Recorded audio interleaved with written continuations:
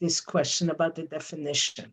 You started out by definition that sustainable production and consumption, one of the key elements of what makes it sustainable production and consumption is a collaboration throughout the supply chain between producers and consumers. If I understand, that's one of the elements of your definition.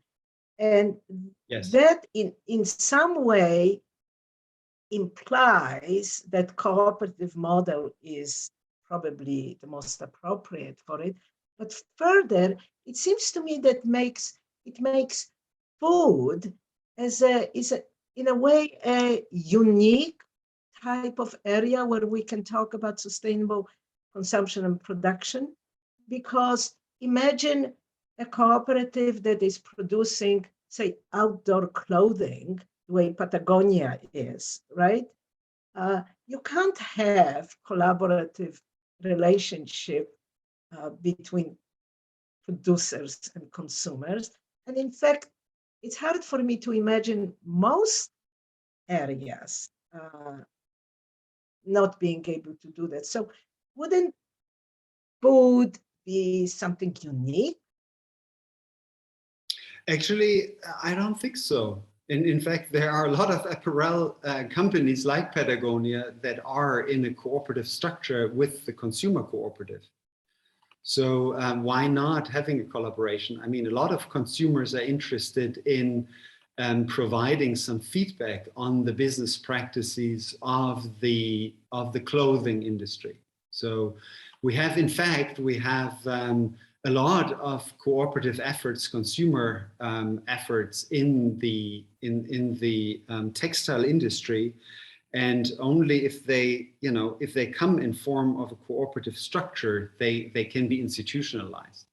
Energy is another great example, right? Lots and lots of citizen cooperatives that are exactly that attempt, linking producers of energy, but along the entire supply chain, right? Not just the immediate producers of the technology, but also the ones that are running the grids or energy systems, very closely linked to consumers. So I think that's might be a little bit our mindset, that we think, consumers come just at the end. There is a lot of literature these days of more like prosuming. So a very different concept of the consumer not being a reactive, but rather being a proactive member and partner in designing supply chains. Thank you. Thank you. Now, one of the questions comes from Vicky Zontag, who writes in the chat box that she would like to know what government policies can support cooperatives that you described. So yeah, so there are a variety of different policies. I give you an example for what the city of Phoenix, for instance, is doing for its cooperatives right now, right? So one is they are funding this program of, providing real training and startup capacity building for cooperatives, right? That goes through the city.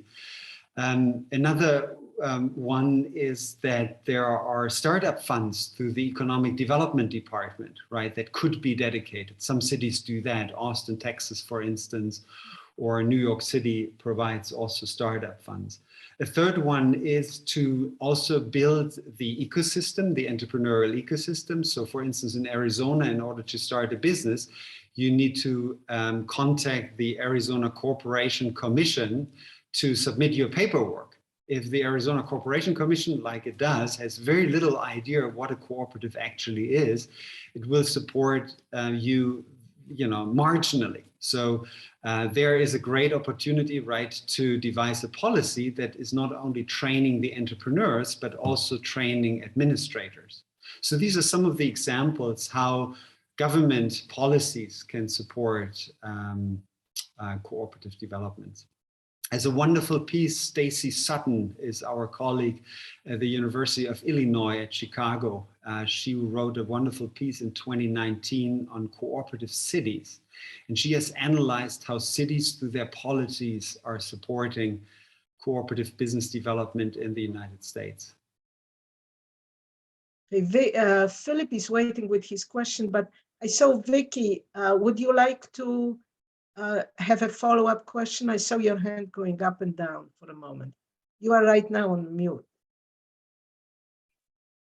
Sure, yes, thank you. My question had to do with cooperative ecosystems. So I actually am quite involved in a cooperative network, which has as its purpose incubating and supporting the development. But I think that the question of policies that can actually support a culture of cooperatives.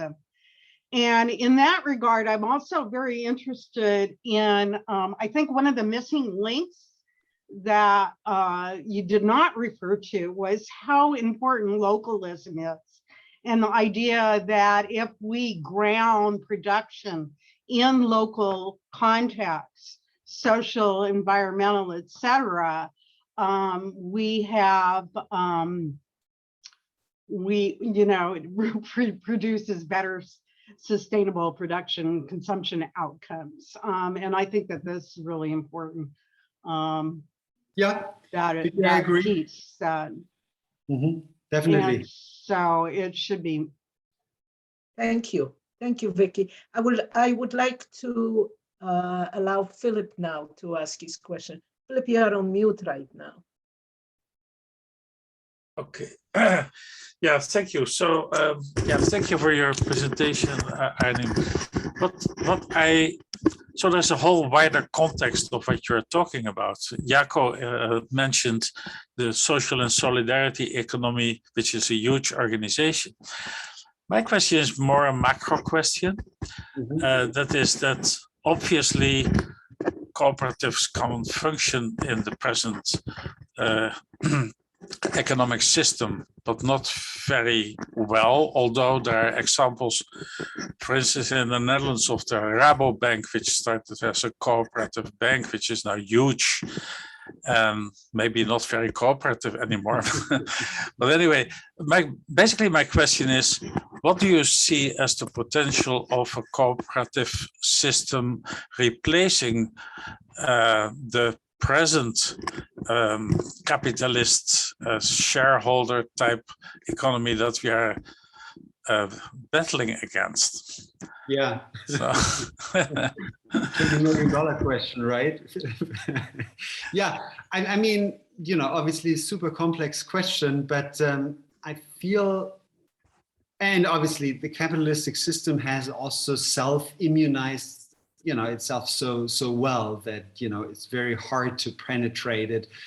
But from the transition literature and other efforts, we believe that there might be some opportunities, that we find ways also of niche development into regimes and landscapes, as you all know, right? So I think there might be opportunities really of creating that momentum if, as Vicky pointed out, right, if we find a way of linking these different efforts. Because I'm not the biggest fan, Philip, you mentioned Rabobank, there are a good number of examples of very large cooperatives.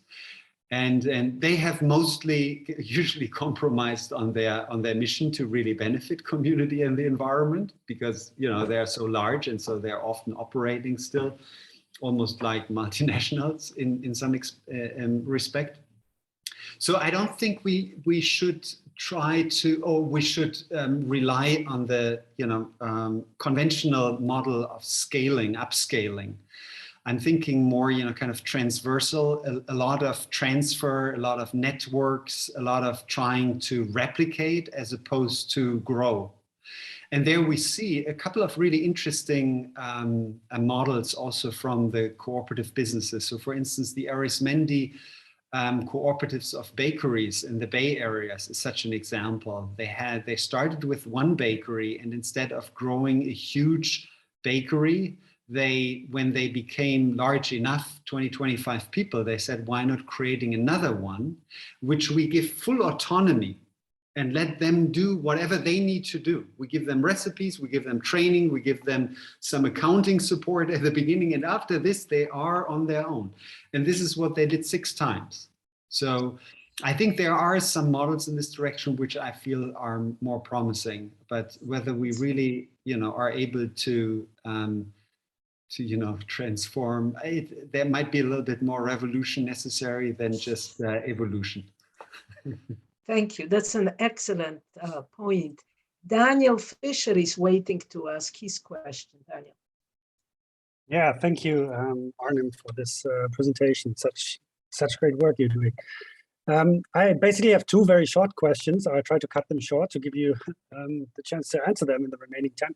So one is on basically the research approaches to study cooperatives. It seems to me that one aspect that is not very strongly researched so far, and I'm actually doing this right now, collaborating with a master's student, Caroline, who's also on the call, I think here, is to look at cooperatives as spaces for participants or members to meet several needs beyond just, the provisioning of food. So I was wondering if you could speak to the potential of these models to meet human needs. That's my first question. And the second is about the social selectivity. So I'm wondering in how far cooperative models draw certain types of individuals, and if you know of good approaches to make them to diversify more. Yeah, excellent questions. The first one, I'm not entirely sure, Daniel, do you mean more needs than provision of food in terms of, apart from food, we are also looking for shelter, we are looking for... Exactly. So participation, understanding, social belonging, identity. Yeah. Okay. That's what I thought. Yes, I couldn't agree more. And I feel really well-functioning cooperatives should provide that. And in fact, I think when we look at functioning ones and the actual practice of running the cooperative entails this very strong link in terms of, creating community, the sense of belonging, I think, meaningful work, the idea of feeling empowered by being part of decision-making processes, seeing actually a different value in work as opposed to just monetary compensation. I can't point to empirical studies, but from all the evidence of, a dozen or so cooperatives I've been in close touch with, I would at least anecdotally fully support what you're looking into. And I would be very interested if you wouldn't mind sharing, if you, at one point have something in terms of findings with Caroline. And the other one about selectivity, this is a great one because I feel the whole idea of economic participation and also democratic decision-making on a broad number of topics requires a good level of capacity. And so one of the principles I didn't mention in cooperatives is this kind of continuous training and advanced learning. And some cooperatives are quite good in this, and others have a fairly high implicit kind of entry level to that. It's always labeled, because the first cooperative principle is open membership. It's always labeled, everybody is allowed to come, no discrimination, and so on and so on. But you're pointing to something that is quite important. I also feel often, if not sufficient training is, really provided, the entry barriers are actually quite high. And so in this example I mentioned at the end, what we are trying in South Phoenix is to really create a lot of that capacity before we can really say, the members are really empowered and enabled to run a cooperative, right? So I think there might be a little bit of automatic selectivity in the cooperative model because it is it's a demanding idea of running a business together, right, across the different positions. Thank you. Jaco Quest has been waiting. I haven't seen you in a decade or so. You are muted.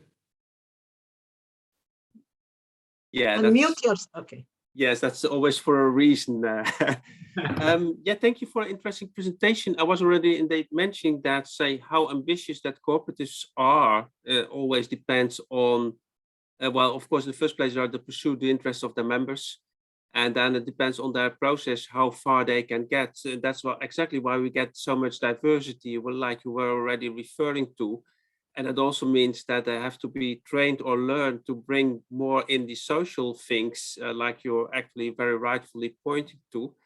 But I would like to add a bit more than that, say, one student once of mine worked on, say, what is then the business model of a cooperative?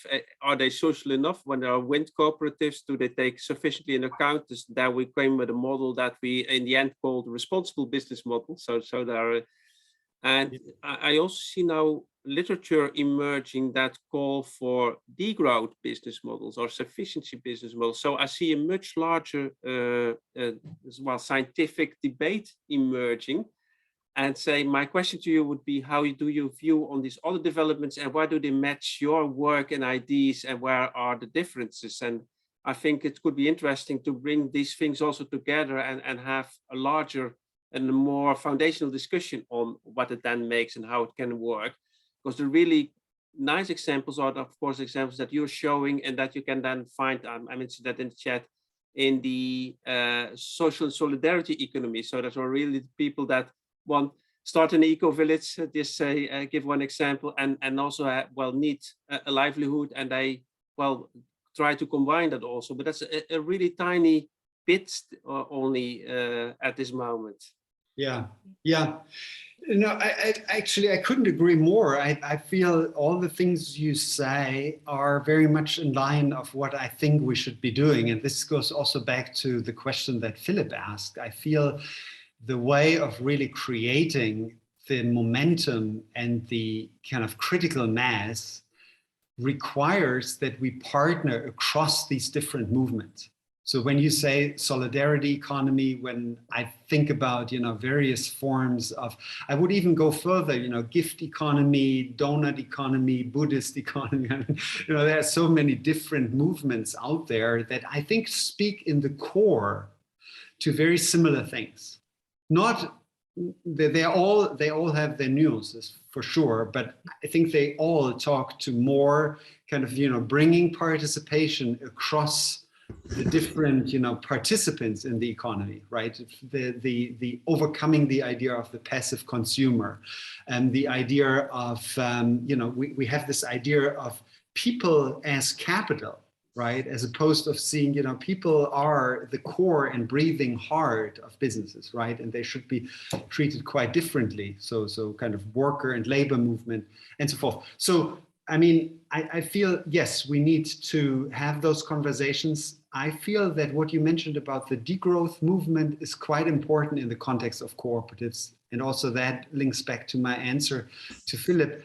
I don't feel that the cooperative model itself has built in these kind of, careful considerations about how large is too large, which I think is exactly the core of a lot of the degrowth conversation. It's not just degrowth for degrowth purposes. It's the question of how large is too large? What is the size of a company, the size of a supply chain that can reasonably governed by the players involved?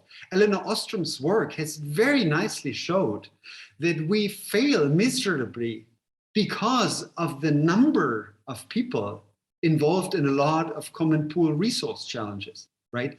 So the question of size and growth and scale seems to be really critical and one of those core topics. And I feel quite strongly that across various communities of scholarship, but also practice in those kind of new economy field, could have really productive conversations, for sure. And this is really great. Yeah, you are touching on this essential question of growth and size. And you may find it interesting. Yesterday, in the business section of the New York Times, Sunday New York Times, they ran an interview with Ryan Geller, who is the new CEO of Patagonia, a company that really has tried to live by the principles of sustainability. And at some point, the interviewer asked him about growth. right? Is that the question was something like, can you imagine Patagonia not growing, or something of that sort? His answer was as follows, and I'm paraphrasing a bit of it. He said, holding a business flat may be the greatest magic trick in business. In other words, cannot be done. So this conversation, okay, so here is an enlightened CEO, right? Yes. Who really believes in the principles of do not buy this jacket, right? Yes. And here he is, right? So Helena, I think 100%. Yeah. yeah. So it's the essential conversation that needs to take place with cooperatives, and not necessarily even cooperatives, but it's an. So since we are running out of time, Helena, can I question to Philip. Oh, thank you. So I have a different question. I want to go back to what you said in the beginning about sustainable consumption field was not clearly articulated. Which of course we cannot let this challenge go without trying to reply. So sure. First of all, I had hoped try to read my chapter in this MIT book by James Meadowcroft and some others about where I wrote about the. No, I'm not quite sure.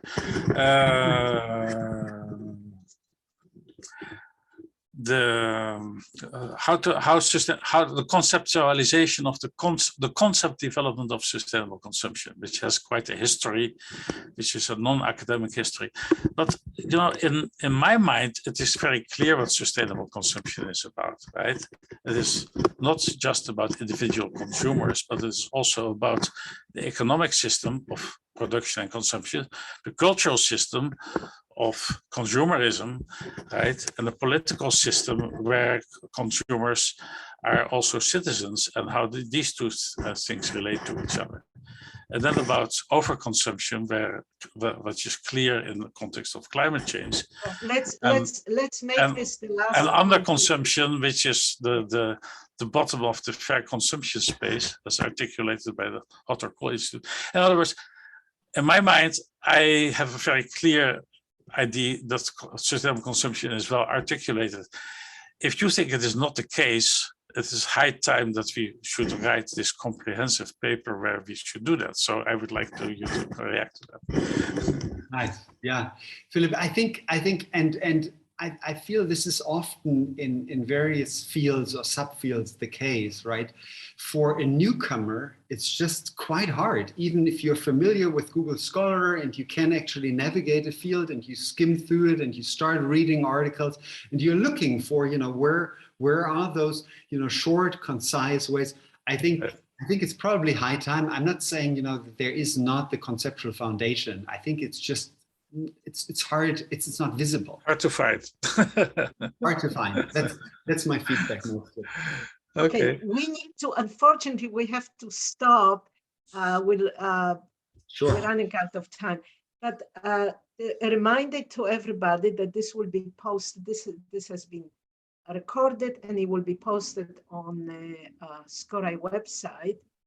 And I want to thank you very much. And I'm very sorry, we lost many potential participants because there was something wrong with the link.